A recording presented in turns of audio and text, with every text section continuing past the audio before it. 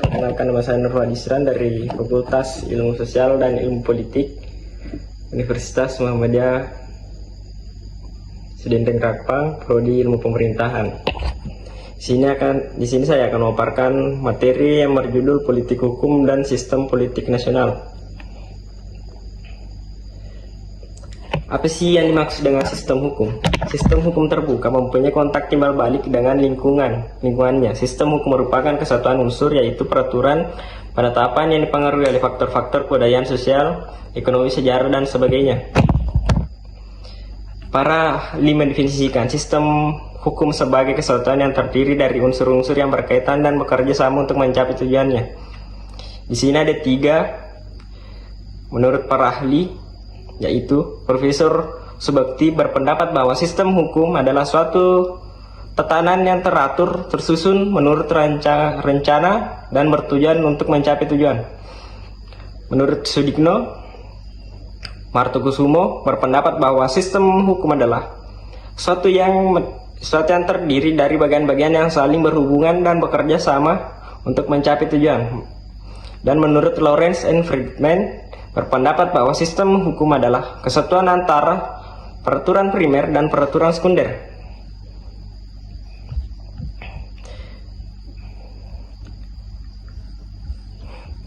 Dan menurut Lawrence and Friedman, sistem hukum terdiri dari 3 komponen, yaitu legal struktur, legal substansi, dan legal kultur.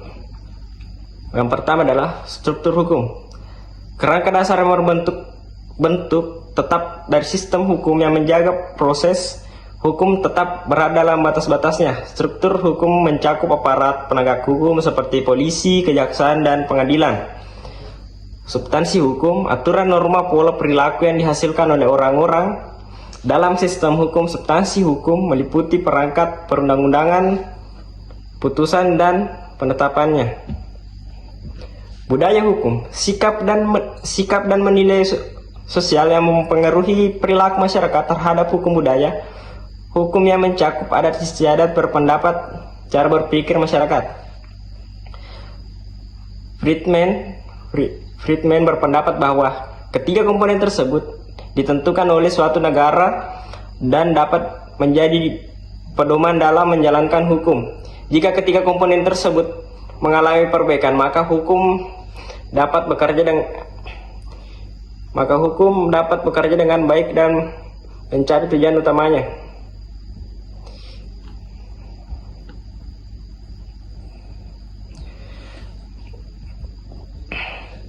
Beberapa sistem hukum yang ada di dunia, diantaranya sistem hukum Eropa kontinental atau civic law, sistem hukum Anglo-Saxon atau Common law, sistem hukum Islam, sistem hukum sosialis atau socialist law, sistem hukum Sub-Sahara atau Afrika law, sistem hukum Asia Timur Jauh atau Far East law. Di Indonesia menganut sistem yang berlaku adalah sistem campuran, yaitu sistem civic law, sistem hukum Islam, dan sistem hukum adat.